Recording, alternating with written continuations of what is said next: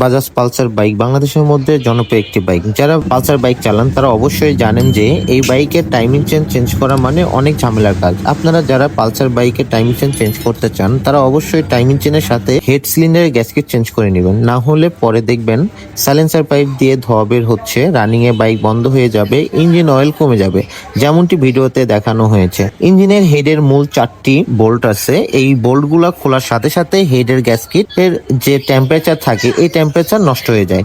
তাই আমি বলবো টাইমিং চেঞ্জ করার সাথে সাথে হেড সিলিন্ডারের গ্যাসকিটও চেঞ্জ করতে অবহেলা করবেন না। আমাদের পূর্বের কাজের অভিজ্ঞতা থেকেই আসলে পরামর্শটা দেওয়া, এরপরে আপনাদের ব্যক্তিগত ব্যাপার আপনারা কি করবেন। তো আপনারা যারা এই টাইমিং চেঞ্জ করবেন, পুরাতন যে মডেলগুলো আছে 1-2 বার হেড সিলিন্ডারে কাজ করা হয়েছে, পরবর্তীতে টাইমিং চেঞ্জের সমস্যা হয়েছে, দেখা দিছে টাইম চেঞ্জ করবেন, সেই বাইকের ক্ষেত্রেই আসলে প্রযোজ্য বেশি। আর নতুন যে বাইকগুলা থাকে দেখা গেল যে হেড সিলিন্ডার কখনো খোলা পড়ে নাই, অরিজিনাল গ্যাসকিট আছে, সেইগুলা টাইমিং চেনগুলা চেঞ্জ করবেন।